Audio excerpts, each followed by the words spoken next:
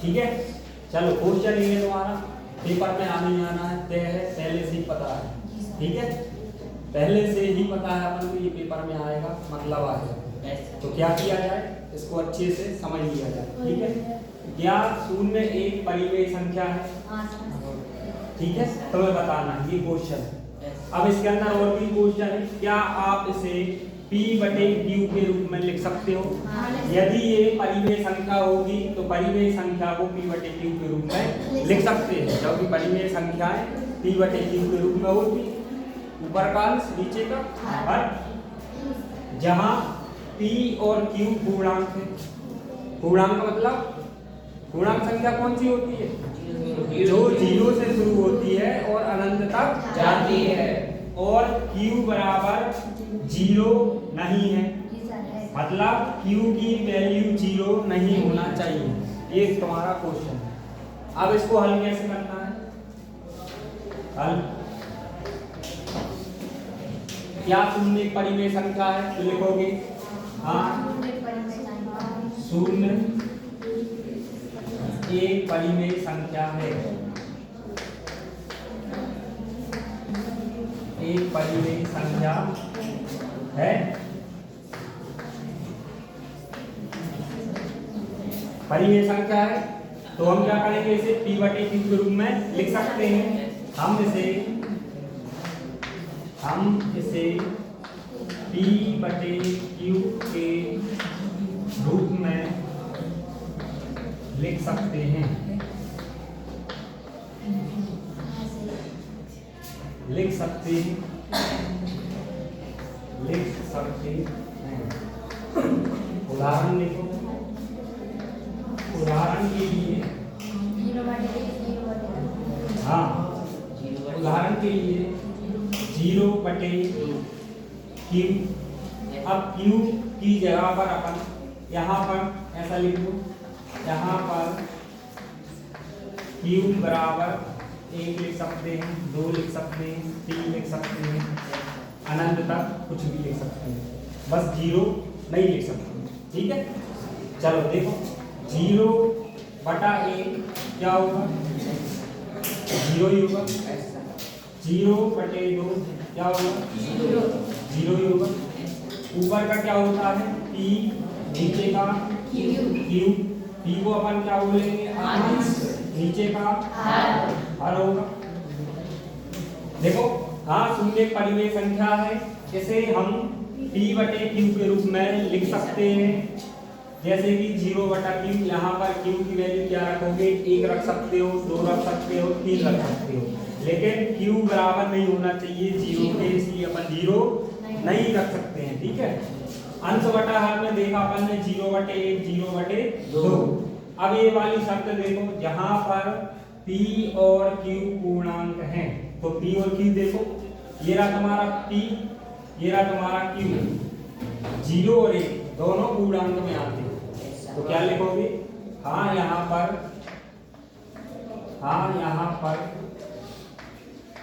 P और Q क्या है? P और Q क्या है? पूर्णांक। पूर्णांक का मतलब होता है माइनस में नहीं होना चाहिए, बस। बाकी 0 से संख्या शुरू होती है, कहाँ तक जाती है? अनंत तक जाती है। प्राकृत संख्याओं में यदि 0 को और ऐड कर लिया जाए तो बाहर पूर्णांक बन जाते हैं। ठीक है, पूर्णांक हैं। ठीक है, एक और शर्त है इसमें, Q बराबर 0 नहीं होना चाहिए। तो देखो Q की जगह पर क्या है? यहाँ पर 1 है, फिर क्या है? 2 है, 3 है। हाँ, तो लिखना Q बराबर 0 नहीं है। ये तुम्हारा सिद्ध हो गया। कितना लिखना पड़ेगा? या क्या लिखा अपन ने? बस इसका जवाब दिया है क्वेश्चन के हिसाब से। अब ऐसा कोई है जिसको समझ में ना आया हो? बताओ, ऐसा कोई है जिसको समझ में ना आया हो? ये तुम्हारा क्वेश्चन था, क्या शून्य परिमेय संख्या है? तो तुमने क्या लिखा? हाँ, शून्य परिमेय संख्या है। क्या आप इसे P बटे Q के रूप में लिख सकते हो? हाँ, इसे P बटे Q के रूप में लिख सकते हैं। ये लिख के बता दिया, 0 बटा 1, 0 बटा 2। ठीक है, इसका मतलब 0 ही होता है। और फिर क्या उन्होंने बोला था कि P और Q पूर्णांक होना चाहिए, तो P और Q पूर्णांक है कि नहीं? है दोनों पूर्णांक।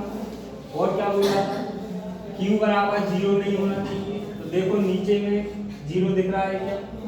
नहीं दिख रहा, तो q बराबर 0 नहीं है। ये तुम्हारा सिद्ध हो गया।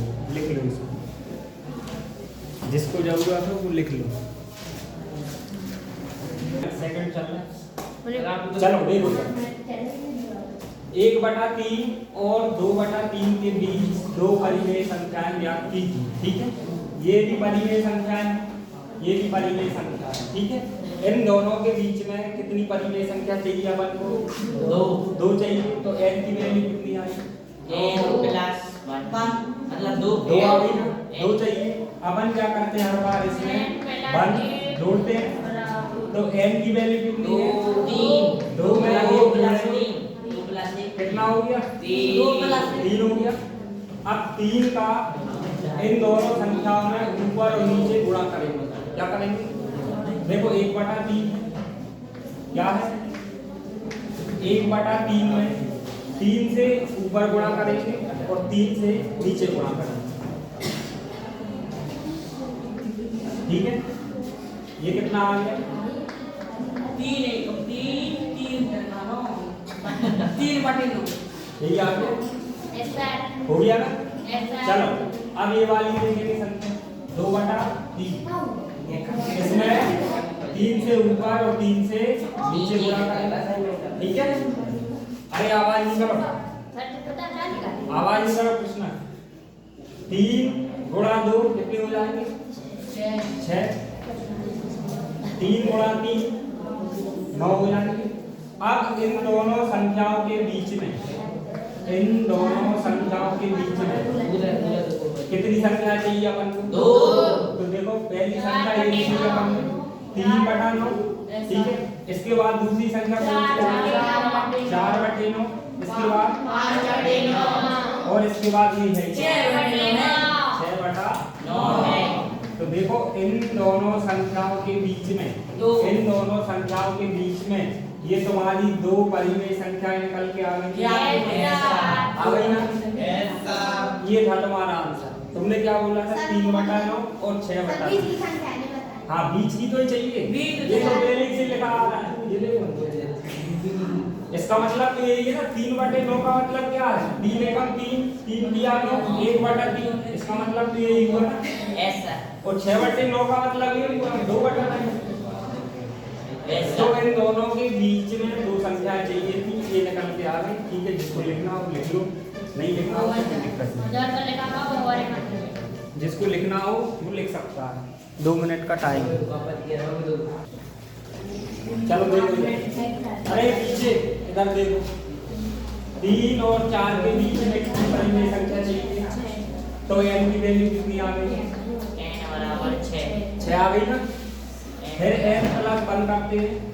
इसका मतलब होगा n की जगह पर 6 रखेंगे, प्लस 1 बराबर 7 आ गया। अब 7 का इस संख्या में ऊपर और नीचे गुणा करेंगे। ठीक है, ये 3 लिखा, 3 का गुणा 7 से ऊपर और नीचे करेंगे ऐसा। तो 7 किया 21/7 पहली संख्या। दूसरी संख्या क्या है? 4। 4 में 7 से ऊपर और नीचे गुणा करेंगे। 7 गुणा 4 28/7। अब ये दोनों संख्याएं आ गई और इन दोनों संख्याओं के बीच में कितनी संख्याएं चाहिए? 6 चाहिए। तो इधर से लिखना शुरू करेंगे 30/7 से 22/7, 23/7, 24/7, 25/7, 26/7, 27/7 और 28/7। मतलब 3 और 4 के बीच में 6 परिमेय संख्याएं चाहिए थी। तो ये देखो 21/7 का मतलब होता है 3। 7 किया 21, तो ये हो गया तुम्हारा 3। और 28/7 का मतलब होता है 4। तो 3 और 4 के बीच में ये देख लो तुम 6 परिमेय संख्याएं निकल के आ गई। यही तुम्हारा आंसर होगा। ठीक है, कुछ किया इसमें अलग से? ऐसा तो नहीं हुआ श्लोक पढ़ के जाते हो डायरेक्ट आ गया हो। 3 और 4 के बीच में कितनी चाहिए? 6 चाहिए थी। तो 3 में क्या किया अपन ने n+1 किया पहले, सबसे पहले n की वैल्यू 6 थी तुम्हारी, 6 + 1 = 7। तो 7 का 3 में ऊपर और नीचे गुणा किया, 7 किया 21/7, 4 में किया तो 7 हो गया 28/7। इधर से गिनना शुरू कर दिया 21/7, 22/7, 23/7, 24/7, ऐसे करते गए 28/7 तक ये तुम्हारी 6 परिमेय संख्या निकल कर आ गई। लेकिन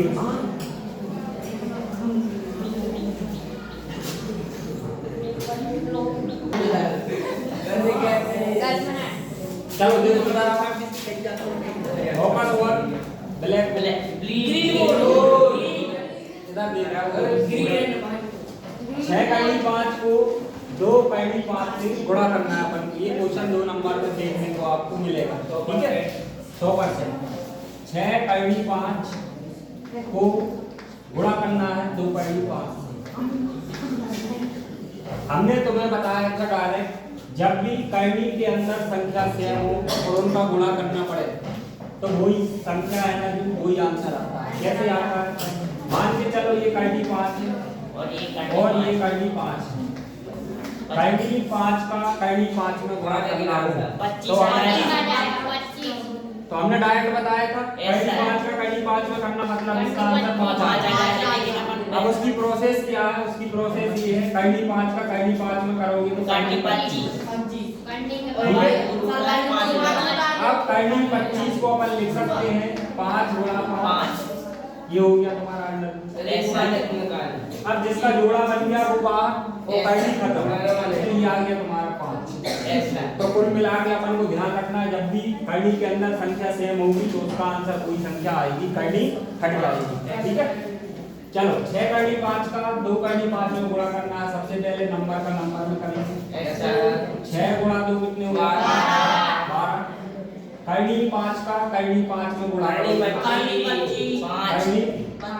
करनी 25 कर लो या डायरेक्ट 5 लिख देना, जो भी करना हो कर लेना। अब फिर क्या करोगे? फिर ऐसा उठा देना जरा, अब इसका जोड़ा लग गया तो 12 × 5 बराबर में 60।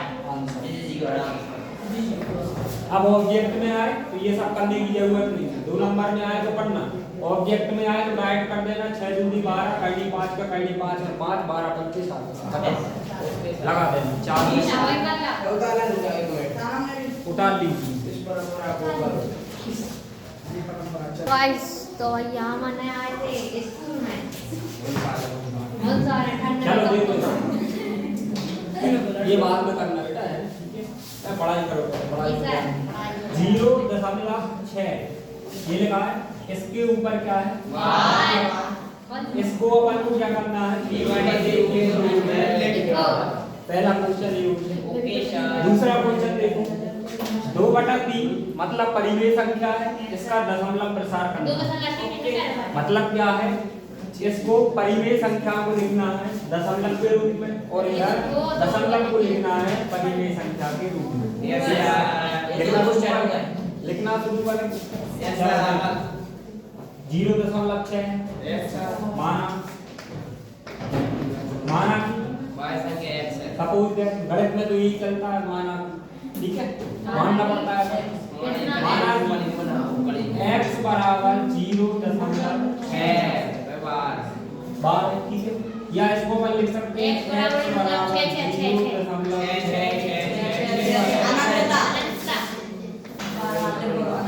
ठीक है इसको नाम दिया इक्वेशन का, ठीक है। अब क्या करेंगे अपन? देखो एक अंक के बाद दशमलव में 10 देखो ऐसा तो 10 का गुणा करेंगे समीकरण 1 में, समीकरण 1 में 10 का गुणा करने पर क्लियर है। 2 अंक के बाद होता तो 100 का गुणा कर, 3 का होता तो 1000 का गुणा करते, लेकिन यहाँ पर एक अंक के बाद दशमलव है, ठीक है तो 10 का गुणा करेंगे। या ऐसे भी समझ सकते हो यहाँ पर एक संख्या के ऊपर बार है, ठीक है तो 10 का गुणा करेंगे अपन। या फिर ऐसे समझ एक अंक के बाद दशमलव है तो 10 का गुणा करेंगे। चलो इधर देख, इसमें x में 10 का गुणा करेंगे 10x बराबर। अब इसमें करेंगे 10 का गुणा तो एक अंक दशमलव खिसक जाएगा, ऐसा मतलब 6.6 ठीक है। चलो अब इसको अपन देखो 10x बराबर 6 प्लस 0.66 लिख सकते हैं। मतलब 6.6 को यदि आप 6 प्लस 0.6 लिखो तो कोई दिक्कत है? बराबर ही है। जैसे हम तुमसे बोलते हैं 150 रुपये है तुम्हारे पास, तो 100 प्लस 50 लिख दें इसको तो कोई दिक्कत है क्या? या हम तुमसे बोलते हैं 150 रुपये है, 100 इस वाले जेब में रखे आपने, 50 इस वाले में रखे, तो 100 प्लस 50 मतलब 150 ही हुए ना आपके पास की। तो ऐसे ही अपन 6.6 को 6 प्लस 0.6 लिखते हैं तो कोई दिक्कत है क्या? नहीं। चलो इधर देखो 10 है बराबर 6 0.6 की जगह पर क्या लिख सकते हैं? x लिख सकते हैं। ये लिख दिया x, ठीक है ना। अब x वालों को एक साथ 10x -x ये प्लस का था, इधर आएगा बराबर 6। 10x में से x जाएगा, x बराबर 6। ये गुणा में संख्या है तो कहाँ जाएगी? बट्टे में जाएगी। x बराबर 6/9। 2 दिया 6, 3 से काटना बेटा, 2 से नहीं काटना। 3 दूनी 6, 3 का 9। x बराबर 2/3। ये तुम्हारा संख्या की लिख दिया, इसके रूप में लिख दिया, परिमेय संख्याओं के रूप में लिख दिया, ठीक है। चलो इधर आओ, 2/3 का दशमलव 2/3 का दशमलव करिए इसका। ये एडवर्टाइज है, बार बार आएगी, उस पर ध्यान दीजिएगा। करना वरना कुछ है याद हो जाता है। चलो इधर आओ, 0.6 के ऊपर बार को आपने क्या किया? p/q के रूप में बदल दिया। आप p/q को क्या करना है? दशमलव प्रसारण में बदलना है। तो क्या करना है अपन को? सीधा सीधा भाग लगाना है आपको, 2 में भाग लगाना है 3 से। दबा दो। अरे बेटा आवाज नहीं, इधर देखो, ये देखो 3 से 2 में भाग जाएगा क्या? नहीं जाएगा, छोटी संख्या है तो 0 दशमलव लगाए, एक 0 और बढ़ गया, कितनी बार? 6 बार 18। ये जाएंगे 2 बचे, फिर से भाग जाएगा, फिर 6 पे बांटा जाएगा, फिर 6 ऐसे वहां तक जाएगा। 0.666 कहाँ तक जाएगा, ठीक है। तो ये क्या हो गया? अशांत में कौन सा है बेटा? आवर्ती क्या अनावर्ती? बस खत्म हो गया। कौन सा है? बस इतना ही पता था, अशांत के साथ इसके आगे नहीं जानते आवर्ती है क्या अनावर्ती। चलो जो संख्या बार बार रिपीट होती है उसके ऊपर अपन बार लगाएंगे। तो यहाँ पर 0.6 के ऊपर बार, मतलब अपन ने क्या सीखा? परिमेय संख्याओं से या परिमेय संख्याओं से दशमलव में और दशमलव से परिमेय संख्याओं में, ठीक है। क्लियर? ओके सर, आ गया? Yes sir. ठीक है, आज की क्लास यहीं पर कोई बाहर नहीं जाएगा।